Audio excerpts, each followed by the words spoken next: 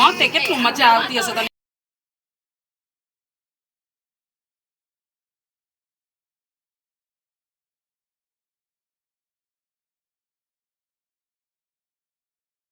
Hey guys, जय श्री कृष्णा। स्वागत करती हूँ आप सभी का हमारे YouTube चैनल नीति जीतू ऑफिशियल के डेली रूटीन ब्लॉग। बेटे का मुंडन है, वो 1.5 साल का हो गया, तो इसलिए उसका मुंडन 1.5 साल का ही था।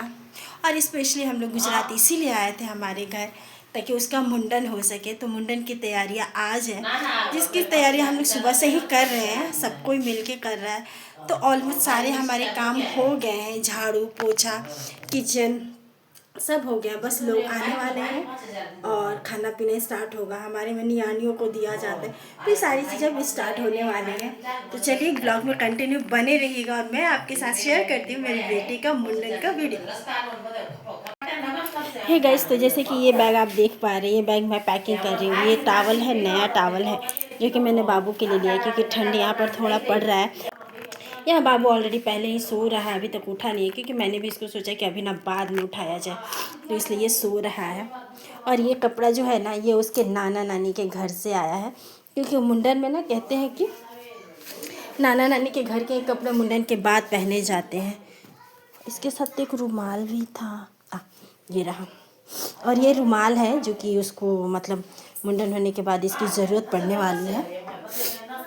ए कृष्ण आएगी। और ये है मेरी प्यारी सी बेटी कृष्ण, जो कि भाई के लिए आई हुई है। ये मेरी देवरानी की बेटी है, जो कि ये लोग यहीं रहते हैं। हाँ बेटा बोल।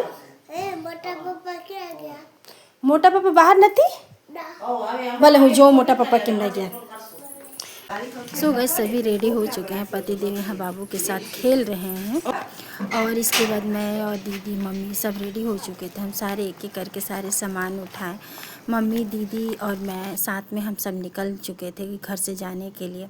इसके बाद फटाफट से हम गाड़ी में बैठे और हमारी गाड़ी चल पड़ी थी जाते जाते। इसके बाद हम पहुँचे मंदिर में। मंदिर पहुँचते के साथ ही ऐसा लग रहा था जैसे काफ़ी लेट हो चुका है हमारा, लेकिन लेट बिल्कुल नहीं हुआ था। सिर्फ 9 बज रहे थे सुबह के। काम इतना ज़्यादा होता है कि समय का पता ही नहीं चलता है। सो फटाफट से हम मम्मी और सारे लोग सीढ़ियाँ चढ़ना शुरू किए। ये जो मंदिर है ना, ये झगडाड़ा का मंदिर है और इसको झगडाड़ा इसलिए बोलते हैं, झग बहुत तेरा, क्योंकि ये 72 भाई थे।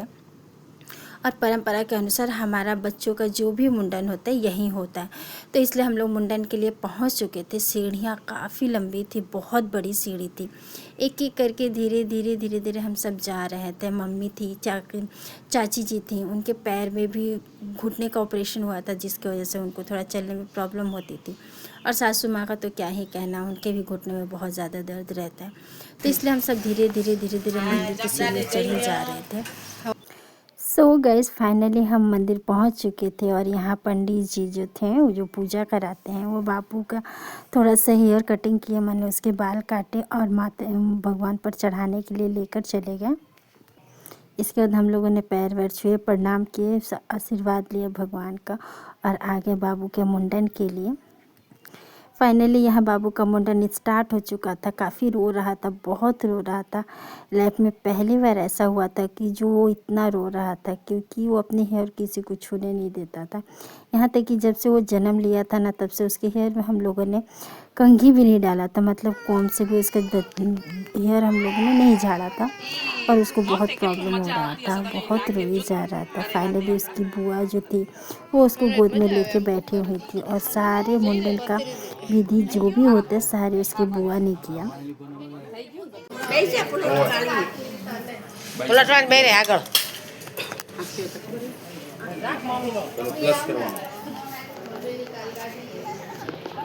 सो फाइनली गैस के बाबू का मुंडन कंप्लीट हो चुका था। इसके बाद मैंने उसको अच्छे से नहलाया।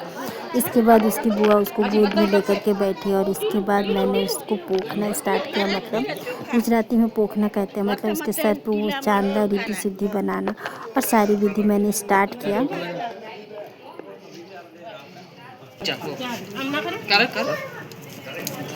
હવે એને પગે લાગ ચીચાને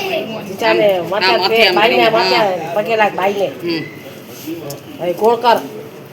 पचे बापा सो गैस चंदन वंदन की विधि करने के बाद मतलब चांदला की रस्म करने के बाद इसके बाद हम लोग मंदिर चले गए बाबू को पैर लगाने के लिए, मतलब पैर छूने के लिए, भगवान के आशीर्वाद लेने के लिए।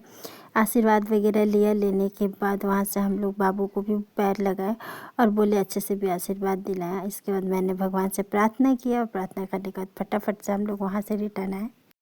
सो गाइस बाबू को उसकी बुआ की गोद में बैठा करके इसके बाद हम लोग गोड़ करना स्टार्ट किए। गोड़ मतलब कि इसमें नियाड़ियों को दिया जाता है कुछ, तो इसके बाद हम लोग गोड़ करना स्टार्ट किए। इसमें हमारा परंपरा ये है कि नियाड़ियों को जितना दो, मतलब घर की बेटियों को जितना दो उतना कम होता है, तो नियाड़ी करना स्टार्ट किए। ये सारे नियम होते हैं, सगुन थे, तो इसलिए हम लोगों ने स्टार्ट किया। पति दे दिया, मैंने दिया, इसके बाद मम्मी ने दिया। ऐसे करते करते हमारे जितने मौसी जी थी सभी ने घर की बेटियों को कुछ ना कुछ पैसे वैसे दिए और उनको ढेर सारा आशीर्वाद दिया।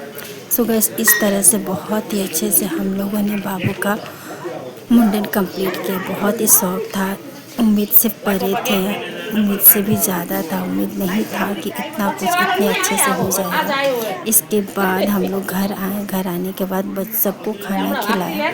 खाना वाना खिलाने के बाद ये सारी चीज़ें हम लोगों ने कंप्लीट किया और कंप्लीट करने के बाद